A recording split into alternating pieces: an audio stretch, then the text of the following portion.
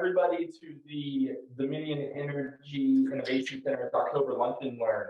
This month is very special in that we're hosting it in partnership with the Virginia Nuclear Energy Consortium, an organization founded in 2013 as a partnership between industry and academia.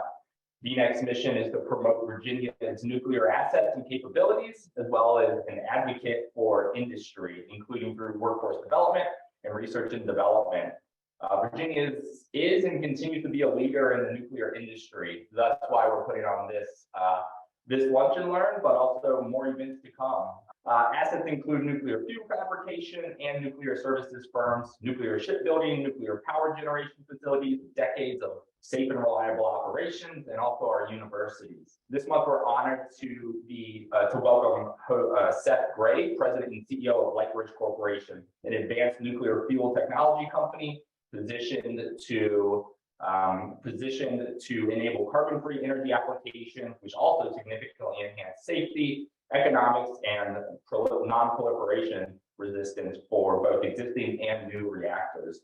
Seth's industry expertise expands far beyond the fuels as a member of the Civil Nuclear Trade Advisory Committee to the U.S. Secretary of Commerce and as a member of the Nuclear Energy Institute's Board of Directors.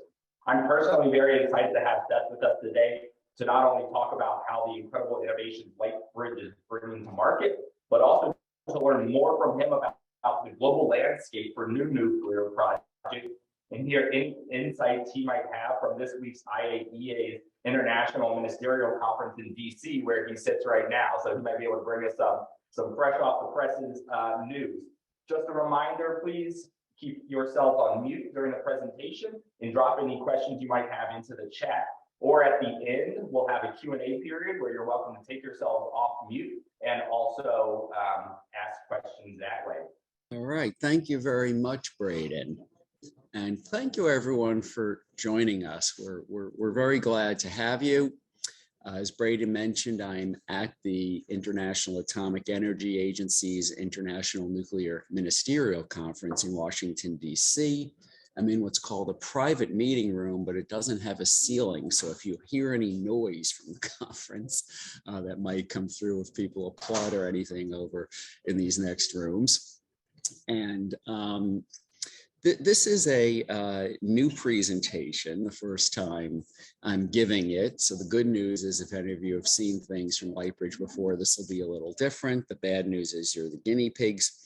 And we'll look forward to feedback and changes. And in many ways, it's kind of a few presentations put into one to try to answer the questions that were originally posed to us. We're going to look at sort of a global view of how much energy the world uses now and how much it'll use by 2050, the seminal year on meeting climate goals, and what should nuclear's role be in that? What's the opportunity for nuclear? Spoiler alert, it's quite enormous, the opportunity for nuclear.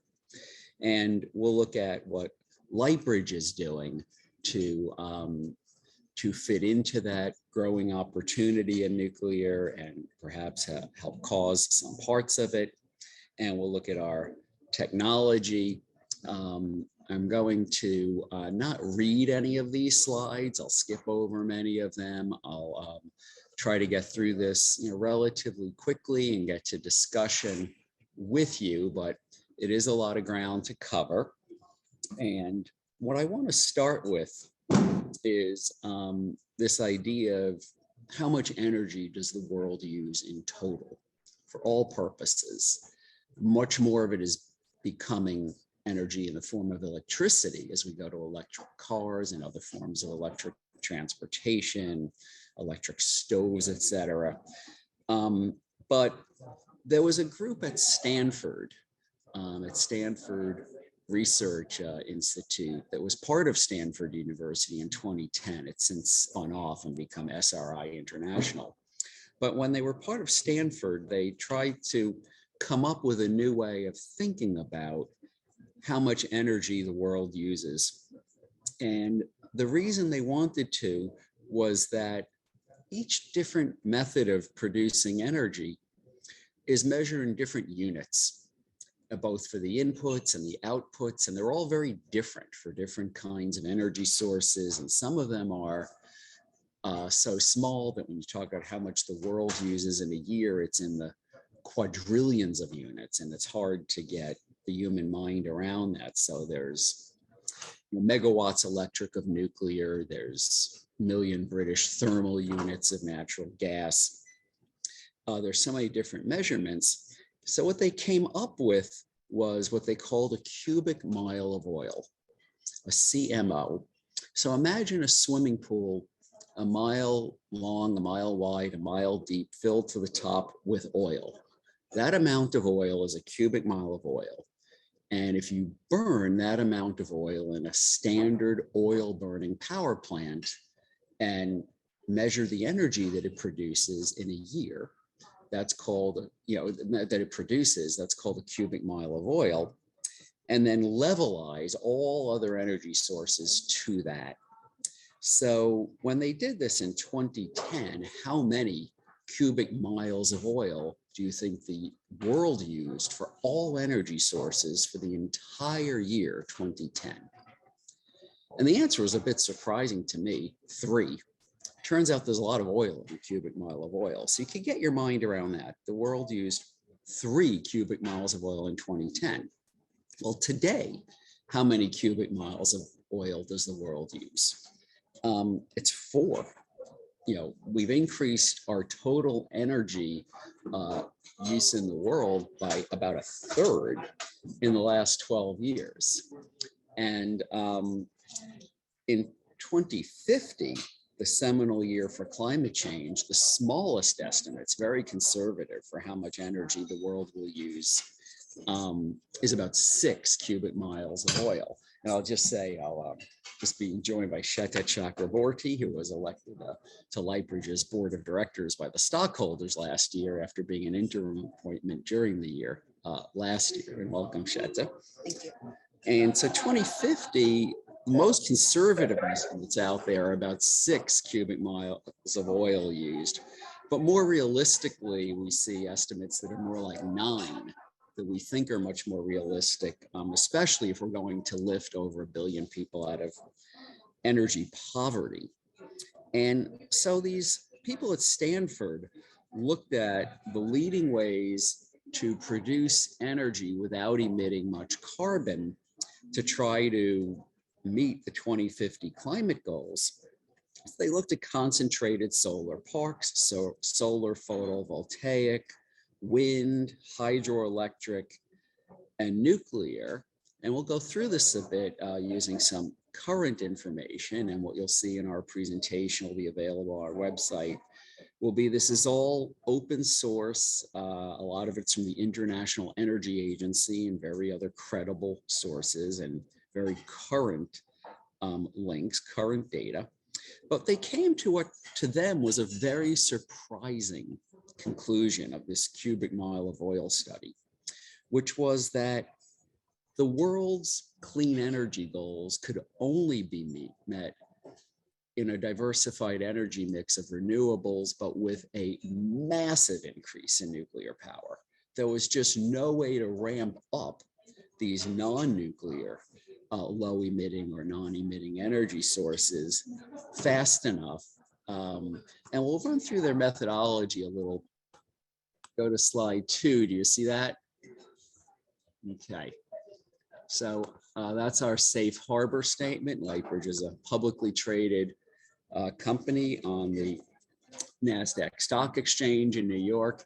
And we'll jump right into these various energy sources. A quick look, I'll just jump ahead here. If we look at the concentrated solar parks, so these people at Stanford wanted to figure out, for each of these, what would it take to produce 1 cubic mile of oil of energy equivalent? And we'll need 6 to 9 cubic miles of oil of clean energy equivalent.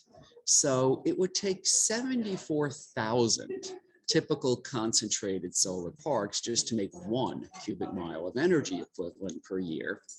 So to put that in perspective, that would be 2,652 new concentrated solar parks every year, from now to 2050 with no shutdowns or losses of the existing ones. Now, the equivalent units added in 2020 were 8. So if the 5-year average holds, which seems to be the case, we're looking at reaching 0.65% of 1 cubic mile of oil of energy equivalent from concentrated solar parks. A very low portion of 6 and even less of 9 cubic miles of oil. So concentrated solar parks just aren't going to contribute much to global energy needs. Now, rooftop solar is a little more promising. You would need a little over 1.3 billion solar roofs for 1 cubic mile of oil of energy equivalent. Now, to meet 1 CMO, you would need 140 million solar roofs added per year, every year. The equivalents added in 2020 was 107.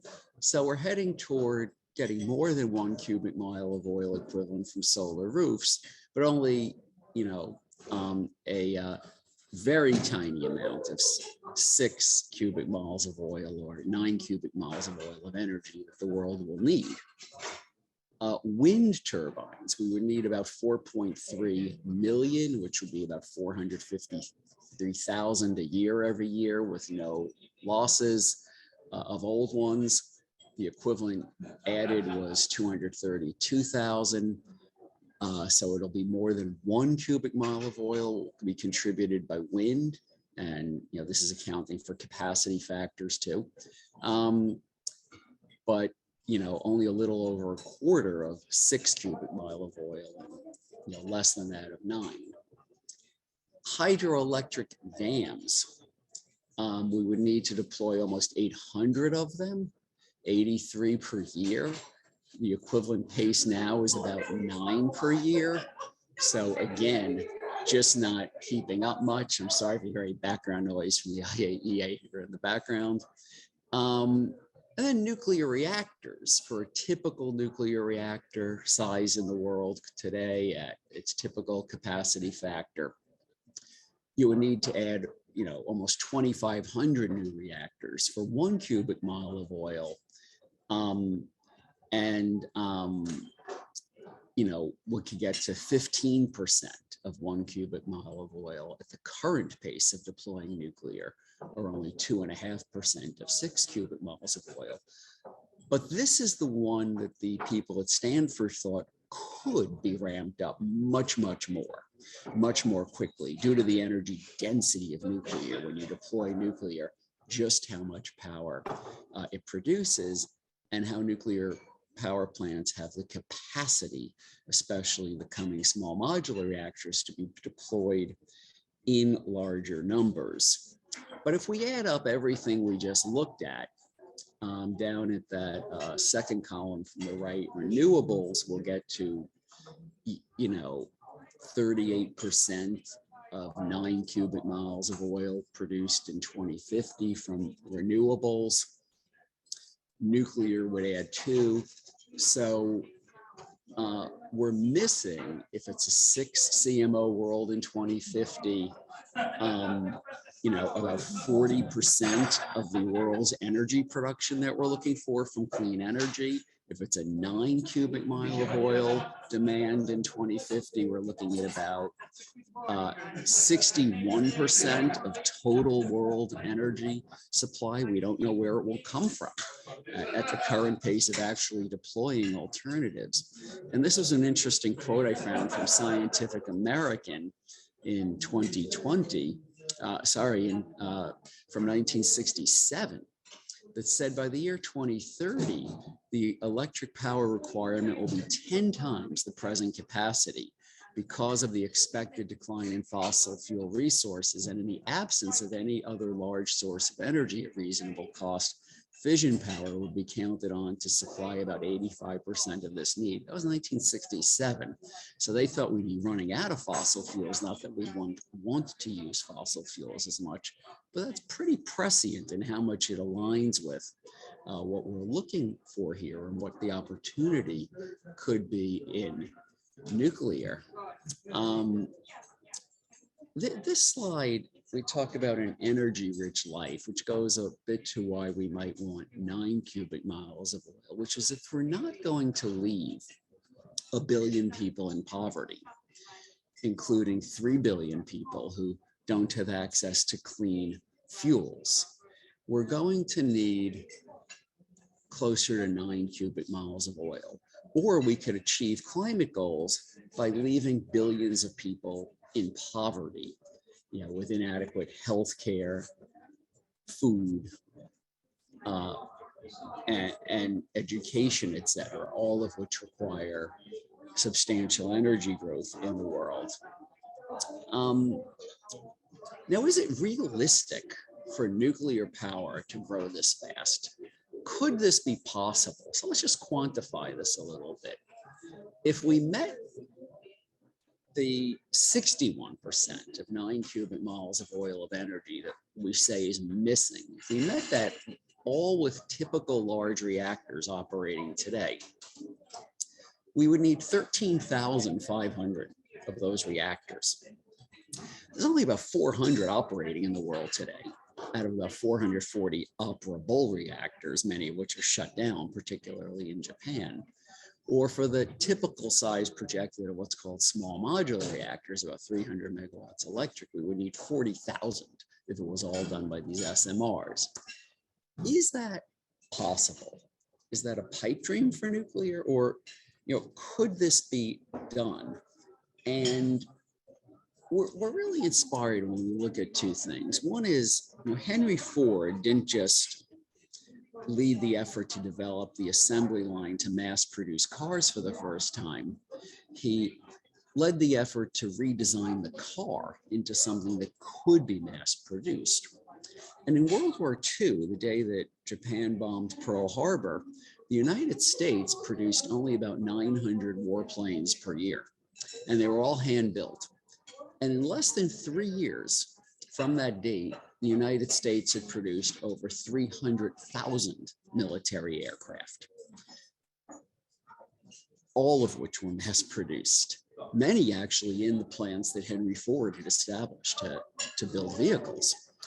And these aircraft are about the size of small modular reactors. And it was the kind of effort that, with bipartisan support, government support, private sector support, was ramped up and could be done. And we're seeing now companies designing small modular reactors capable of being mass produced in factories or shipyards, shipped to sites, only civil construction work on the site, and potentially over the coming decades could have quite large deployments. Now, I'll skip ahead a slide here and say that we kind of have that aligning now. The bipartisan support for nuclear power in the US, many countries supporting nuclear for energy security reasons, especially since Russia's invasion of Ukraine.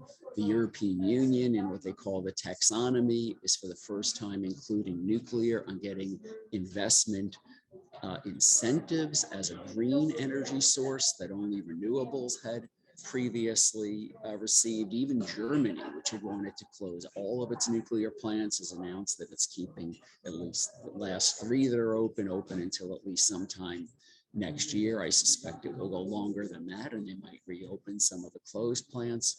And the United States is really putting significant money and other resources into promoting nuclear power, including small modular reactors and other advanced reactor companies and technologies. This is just news in the last couple of months of countries and US states taking very significant steps to support nuclear power that were just unheard of less than a year ago. Seeing this news in some of these places. Extending the licenses of nuclear reactors is something the US has led and has really been something other countries haven't done. But now we're seeing several countries follow the US lead and extending the licenses, the lives of existing nuclear power plants, from the UK to Canada to now even Germany.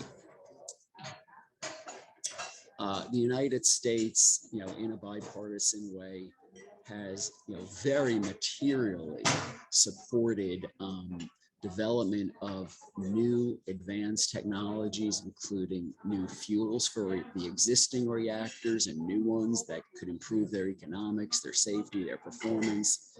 Lightbridge is very well aligned with that as developing an advanced nuclear fuel technology that will meet many of the benefits the government and customers like utilities are looking for.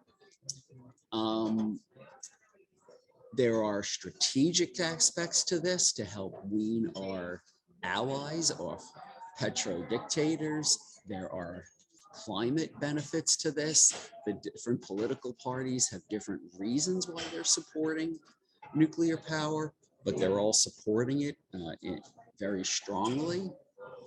And so now get a little bit more into Lightbridge. So we're developing a new type of nuclear fuel for the existing reactors and new ones, and what are called water-cooled reactors, which is virtually every operating nuclear power plant in the world and the ones on order and under construction. Instead of pellets of uranium stacked up inside a tube, these are solid extruded fuel rods, for the first time really redesigning nuclear fuel for the existing types of reactors, rather than just small incremental changes to the existing fuel. What we heard from utilities that have advised us, like Dominion, is that the current fuel was at its limit of what they could do to have more power, better economics, improved safety from the reactors. And they really needed a new fuel technology to go beyond that. And that's what we've been designing using modern metallurgy, modern extrusion techniques, new technology that wasn't available when the current fuels were developed over half a century ago. A picture on the top right here is what an assembly of Lightbridge fuel rods can look like. This is for a Russian VVER type reactor. It would be in a square shape instead of a hexagonal shape for a Western type pressurized water reactor. There's obviously a very large market of 400 operating reactors in the world, and we think a very significant growth opportunity here in nuclear, particularly for the small modular reactors. This is a cross section of one of our fuel rods. They come in 3 and 4 lobe variants, depending on the type of reactor it's going into. Unlike current fuel that have what are called spacer grids holding the rods together inside the assembly, we don't have those. We don't need those. So we have something called pressure drop, where the water flows much more freely through our fuel assemblies. In particular, that will bring benefits to plants with natural circulation of water, like many of the small modular reactor designs. There's a metallurgical bond between the different sections within our fuel rods, so there's no gap where fission product gases can build up and escape. And we have a manufacturing process that we've invented and patented and we're demonstrating, in addition to having invented the fuel rod itself. One of the benefits of this fuel is down the center line of the fuel rod where it's hottest. Our fuel is about 1,000 degrees Celsius cooler than the current fuel used in reactors. Currently, this is what's on the U.S. Nuclear Regulatory Commission website, including Lightbridge's fuel as an accident-tolerant fuel with safety benefits.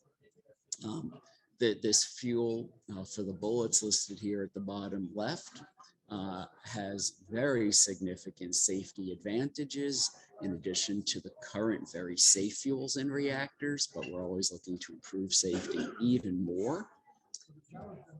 And the fuel, is basically solid metal that twists as you go down the fuel rod. It has much more surface area where the fuel rod touches the water. It has a shorter path for the heat to escape from the rod. It has much better thermal conductivity, heat transfer as a metal fuel rod for heat to escape from the rod much more quickly than in the current fuels. And a little bit on our commercialization plan here. We started out designing for the typical 1100 megawatt electric 4-loop Westinghouse type reactors like Dominion has in Virginia, and we're still doing that. But we're also looking at can-do reactors in Canada and overseas, and in particular, we're looking at these light water reactor SMRs, and we're making advances in that way. Our fuel for SMRs will be basically the same as for the large pressurized water reactors or boiling water reactor, just about half length fuel rods in these SMRs. There are companies like NuScale that are leaders in SMRs, along with GE Hitachi in the United States, Holtec, Rolls-Royce in the United Kingdom. And we're looking forward to all of these perhaps being looked back on like the military aircraft in World War II, and we're looking to fuel them. They'll start out with the current kind of fuel, which is already licensed by the NRC and its counterparts around the world and can be deployed quickly. And we're taking steps to prove out our fuel for these kinds of reactors. And I'll skip ahead here that one of the advantages of our fuel with the metal fuel is that it could surge up and down in power, turn on the reactor, off the reactor, or up and down in power very quickly without damaging the fuel. And if the other systems in the reactor can handle that, then reactors with our fuel, like in particular these SMRs, can load follow with renewables on a zero carbon grid. There's been a real question of how do you replace natural gas ultimately on what pairs with renewables now on zero carbon grids. And we're looking for SMRs with Lightbridge fuel to do that. Some of the economic advantages of our fuel start with that for new build reactors, we could do a 30% power increase, we believe. For existing reactors, a 17% power increase without lengthening the fuel cycle, or we could do a 10% power increase and lengthen the fuel cycle from 18 to 24 months in the existing types of large reactors. And an existing type of large typical reactor like Dominion has today at, say, North Anna in Virginia, using Lightbridge fuel, we're projecting, and this is based on data from a study Siemens did too, is the 10% increase in electricity generated over the course of the year would bring in about $48 million a year. Now, these numbers are a little old because energy prices are very high today, but over the long term, I think these are accurate. We'll hope energy prices go down again soon.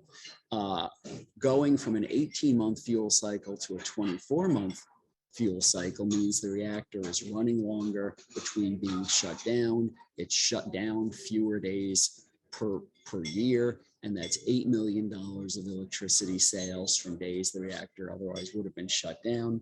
And these outages are expensive. And going from 18 to 24-month fuel cycles avoids one outage every 6 months, which annualizes to about a $4 million a year saving. So that's $60 million that we believe our fuel will bring as benefits to a reactor in just 1 year to one reactor. And that doesn't even include, for example, utilities often buy replacement power off the grid to sell during outages, and won't have to do that as much with our fuel, and doesn't include any new carbon credits, European taxonomy, et cetera, that are coming for nuclear power. We've been getting an increasing amount of US government support. This is one of the funding grants we're operating under right now, which is called the GAIN voucher to Pacific Northwest National Laboratory, where we're demonstrating a key part of our manufacturing method. This follows a similar GAIN voucher we had at Idaho National Laboratory to design an experiment where we'll be producing fuel samples and inserting them in the advanced test reactor at Idaho National Lab for irradiation testing of our fuel.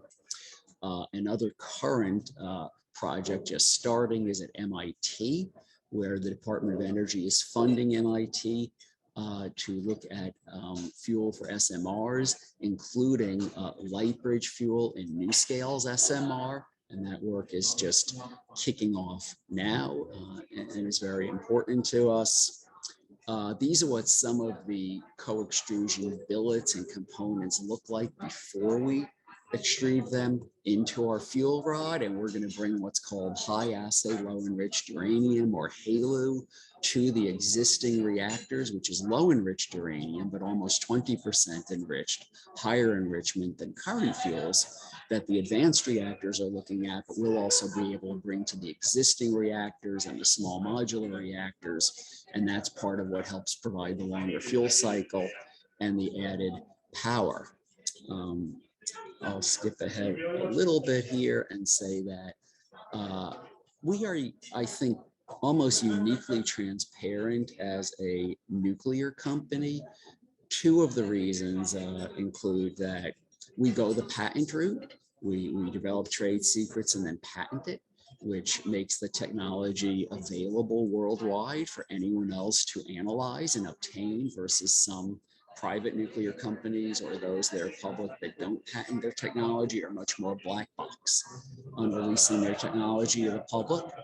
And another is that we are publicly traded and do a lot of public presentations and public filings and press releases. And it's very important us to be very public and always receive feedback.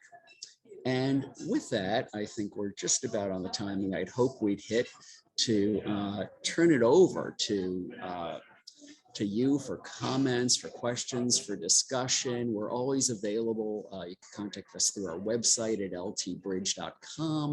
We're on Twitter, and we do look forward to hearing from you. Thank you very much. And I'll look forward to any questions and comments. Seth, really appreciate this in-depth dive. You've hit on so many different points and really shown what leadership looks like and innovation looks like in the nuclear space, as well as framing a good conversation around why nuclear. So, you know, as our audience is a lot of utility folks, but also a lot of entrepreneurs, I'm wondering if you could maybe just give us a little of the startup backstory. I know Lightbridge has a long history dating to the early 90s and going through some acquisitions and then the public listing, and just that story of, you know, nuclear takes a long time to commercialize these things. You're still working on that 20, 30 years in. So as folks embark on their innovation and their entrepreneurship journey, what might be some pieces of advice or good things that you've learned along your way in working in this field? Yeah, we had originally worked on different fuel designs, including thorium fuels under predecessor companies. And we really started this effort with a concept for this kind of fuel rod in 2007. We became Lightbridge and really started to focus on metallic fuels in 2009 to help raise funding for this effort. We started advising other countries that were starting or expanding nuclear power programs, not about our fuel, but in general on how they could start their nuclear power programs. Our lead client was the United Arab Emirates, where we wrote the strategic plan for the country in nuclear power, and that helped us raise a lot of revenue we used to start this effort. We did list on the NASDAQ in 2009, which has, I think, helped us tremendously in funding. There have been a lot of companies in those timeframes that didn't make it, that were in advanced nuclear, that are no longer around. And there are a lot of efforts within bigger companies that have stopped along the way. And it's an area where only now are we starting to see some of the major investment banks and institutional investors at least starting to look at nuclear. It's been something more for retail, smaller investors. And we're seeing some very big investors get into looking at fusion and some of the advanced reactor companies. And for the first time, we're really starting to see a group just over the last few months of pure nuclear publicly traded companies, including now NuScale, which recently became publicly traded, and GSE Systems that has software for nuclear is publicly traded, and Centrus Energy that is looking to do enrichment technology. And the uranium mining company Cameco is publicly traded and is now buying a 49% stake in Westinghouse, which is a pure nuclear company. And there's Lightbridge. So it's the first time that investors can have a bit of a portfolio of publicly traded nuclear companies, which I think is a good thing. We were pretty much the first in that and are welcoming of others. And then I'll now look forward to any other questions, comments. Seth, you mentioned your work with the UAE, and you're there at the IAEA's ministerial conference now. I'm curious how that conversation is going these days in terms of countries looking at starting a nuclear fleet for the very first time or upgrading their nuclear fleet. Britain has made a lot of large announcements. Canada has made a lot of large announcements. China has all sorts of nuclear reactors under construction or planned. And, you know, that conversation being altered at all because of some of the conflicts going on in the world right now. Yeah. And let me start by saying, for me, the people at this conference have been very loud as I was talking. Did you hear much of that, or did it sound okay? We heard a bit of it. Okay. It was pretty loud where I'm sitting, so I'm glad it wasn't too bad. It's the first time the International Atomic Energy Agency is holding its International Nuclear Ministerial in the United States. And I think that says something not only about US government support of nuclear, but the rest of the world, which are member states of the IAEA, that, you know, they wanted to have a ministerial here and see the support for nuclear from around the world. And I think it's a testament to US resources the government is putting into the advancement of nuclear power. You know, not just money, but use of research reactors, use of government expertise and materials, all these things that Lightbridge is tapping into, and other companies are too. And have had an opportunity to meet with many friends from the UAE here at the conference. It was really a great pleasure to see them here and in their country. And there were some interesting announcements. I mean, first of all, there's someone who's not here. Russia was disinvited and denied visas because of not only the invasion of Ukraine and attacks on civilian infrastructure, but attacks on nuclear power plants and kidnapping the head of the Zaporizhia nuclear plant for a while and acting so irresponsibly that it's almost unheard of for a country not to be issued visas to attend a UN meeting in a UN member state. But I think that was very appropriate. I also think this meeting would have lost a lot of countries and attendees had the Russians been here, because I know there are a lot of people who didn't want to appear alongside them at this time, even countries that worked very closely with them. So one of the interesting national statements yesterday was by Lithuania, speaking of the country. Lithuania has Russian designed and built VVER reactors, and they said that's it, nothing more from Russia for nuclear.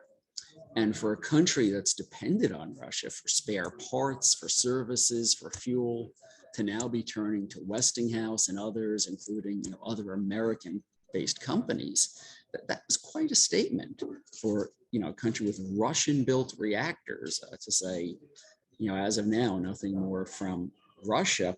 And I think we're seeing reflected here at the conference what I'll call the great power competition. And the United States is very much a part of that. And while there has been talk of climate, it's mostly been about energy security and weaning the United States and allies off supply from Russia when it comes to energy, and other countries that don't have our allies' best interests at heart or are actively being adversaries or even enemies to those countries in some ways. And I think that nuclear power is much more universally being accepted as people realizing what the people at Stanford did in 2010, that everyone who told them you're going to get there with just renewables is not going to get there. Renewables will provide part of the power. They're very important, but they need to be backed up by something most of the time.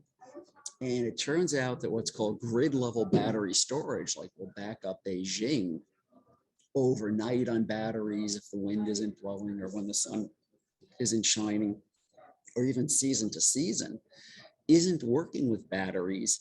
And it looks like it's just not going to get there for a very long time. And betting your energy supply on those batteries coming along is looking like a pretty bad bet. And similar for large scale economic carbon capture from smokestacks or from the atmosphere is just not looking like it'll happen in an economically viable way.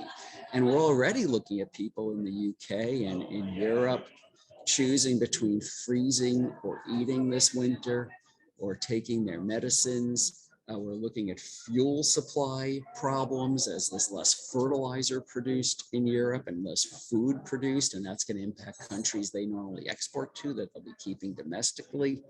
And the idea that we could pay a lot more for our energy, for batteries or carbon capture, is just not realistic.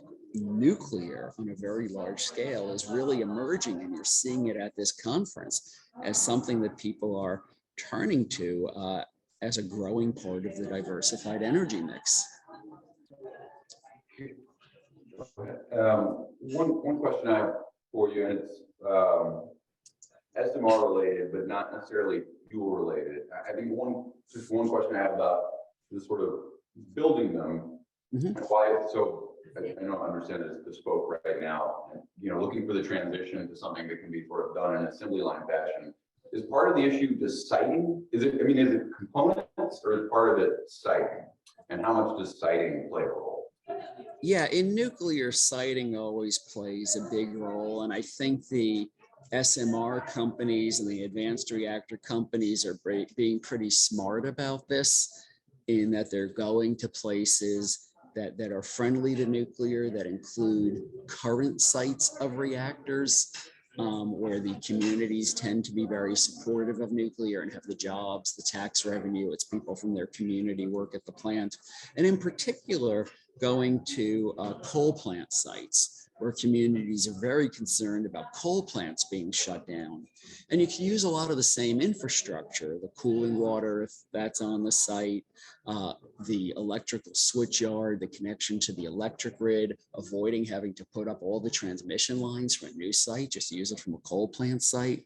That's a very good thing. And for some SMR designs, eventually using a lot of the coal plant itself, using the turbine that's in there, for example, and a lot of the employees there know how to operate that equipment and can work on very similar or even the same equipment at nuclear sites. When TerraPower recently was looking at a site for their natrium reactor in Wyoming to put on a coal plant sites, they had 3 competing communities vying for it.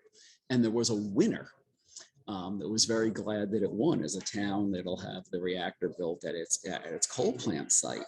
So so siting's an issue, but I think the companies are finding ways to work that issue. Seth, I think that brings up a really interesting point, in that Virginia has a large amount of coal assets and a coal base. I see we have folks on here from WISE and some of the governor's announcements down in Southwest Virginia.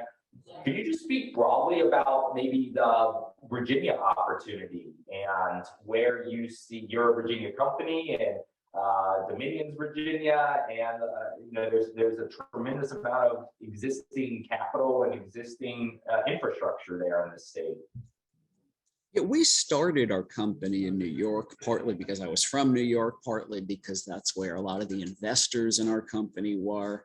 And then we chose to move to Virginia as the place that made the most sense, partly because of so many nuclear experts and resources in the state, partly for the access to Washington, D.C., the Congress, the Department of Energy, other government agencies, the Nuclear Regulatory Commission in Rockville, Maryland.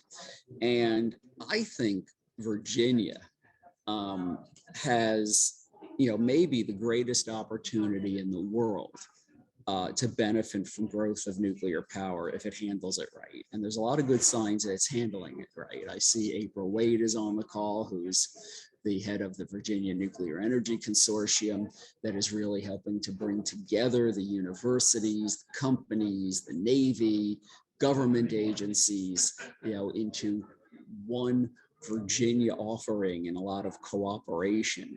And we have big companies here in nuclear like BWXT and Framatome. We have fantastic nuclear engineering departments like Virginia Commonwealth University and UVA. We have a governor that's prioritizing deploying an SMR and putting some money behind that. We have so many nuclear experts for the Navy in the Norfolk area.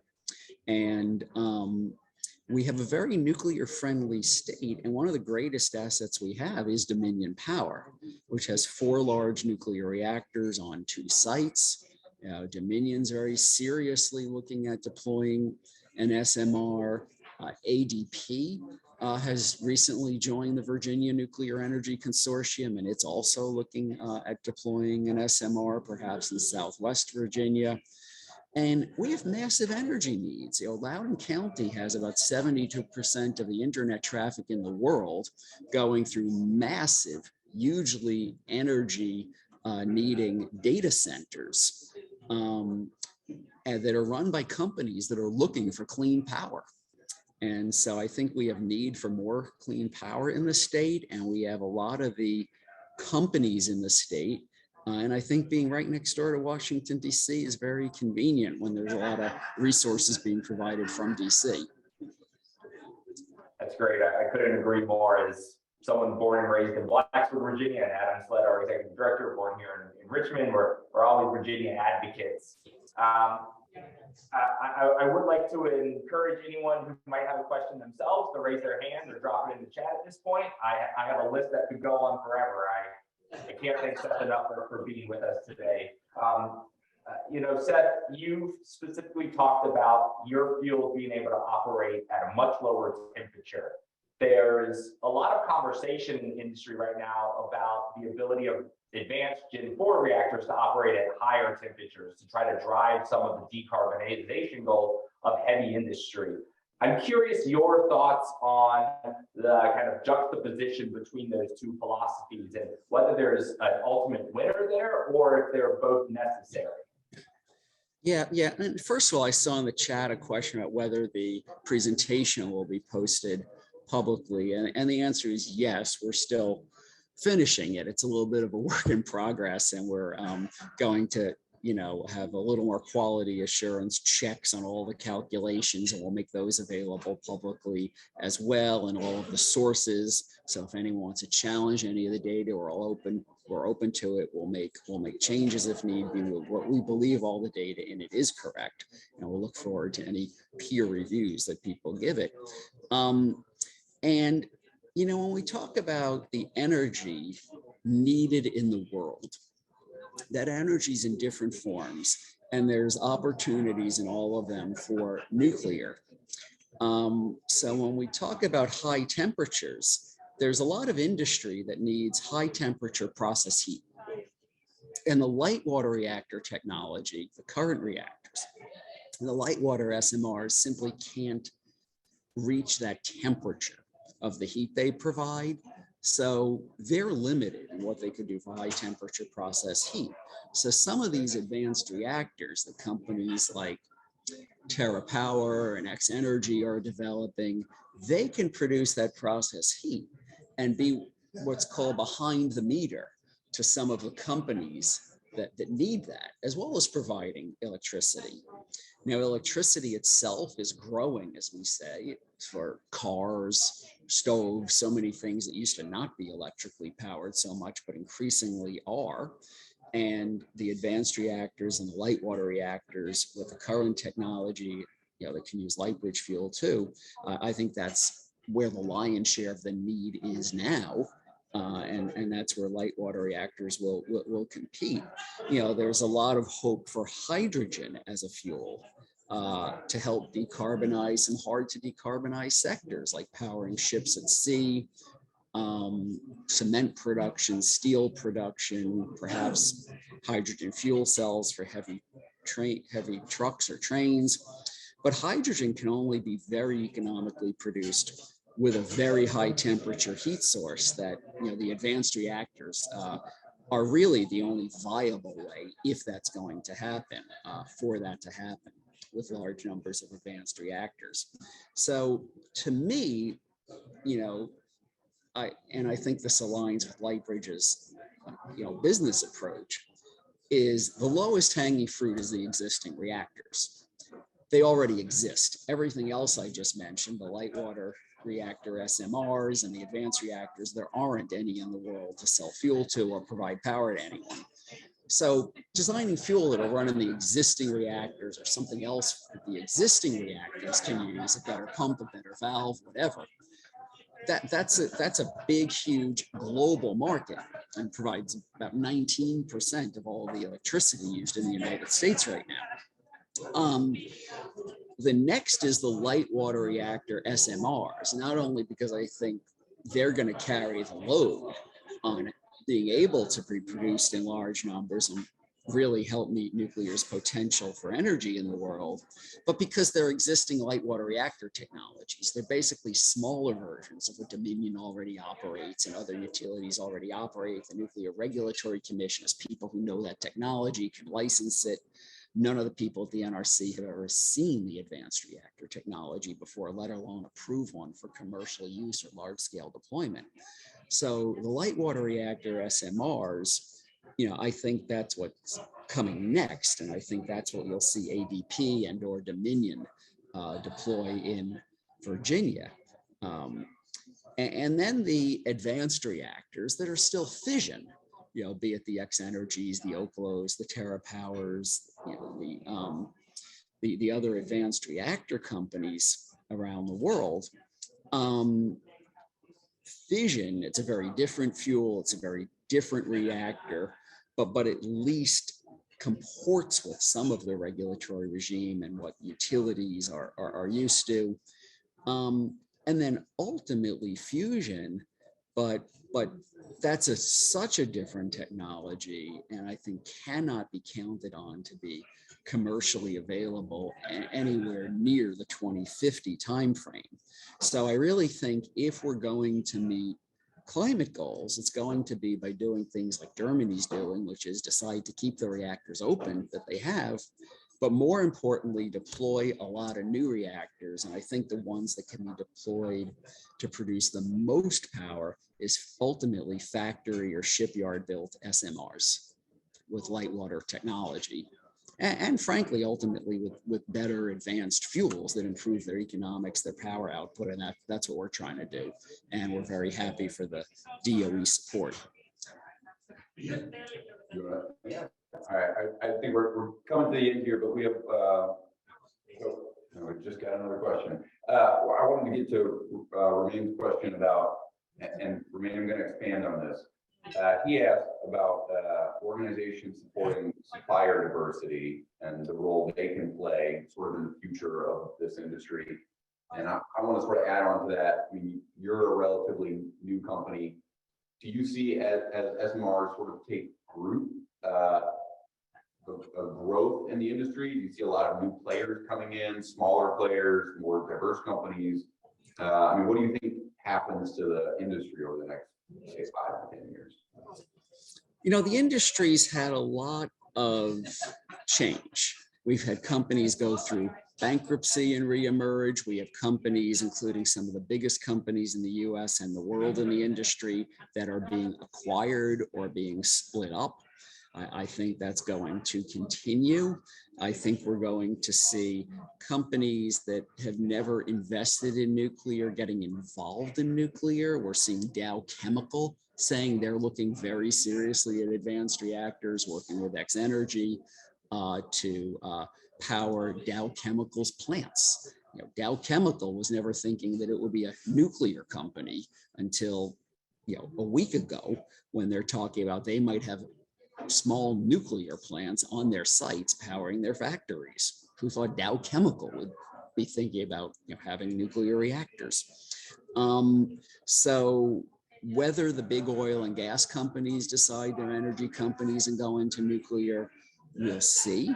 We're seeing Brookfield renewables, clean energy arm of Brookfield, buying 51% of Westinghouse. As I mentioned, Cameco, the Canadian uranium company, mining company, is buying the other 49%. A company that's investors are putting in billions of dollars to buy 51% of a nuclear company. I think that would have been unheard of a year ago, that a company with billions of dollars to invest in renewable and clean energy would put billions of dollars into a nuclear company. That's happening now. So I think the answer to your question is that the pace is going to increase, and it will be existing companies like Dow and Brookfield to get more and more into nuclear, and it'll be new entry, and through the supply chain there'll be a tremendous opportunity. That's great. I think that's a great spot to leave on, and we really appreciate it. We have recorded this presentation. We will be putting this up online as soon as we get it edited. And Seth, any last closing remarks about Lightbridge or anything else that's on your mind? Yeah. I just want to thank everyone for joining. We'll look forward to being in contact, have your comments on the presentation, and just very happy to be in Virginia. It's been a fantastic experience for us. We would not have the opportunities we've had without it. We've worked with Virginia Commonwealth University, we've worked with Framatome, we've worked with BWXT. We're looking into some new work at UVA and with others around Virginia. And it's really becoming, to use the term, the Virginia Nuclear Energy Consortium started, and now the governor is formally forming a hub for nuclear energy.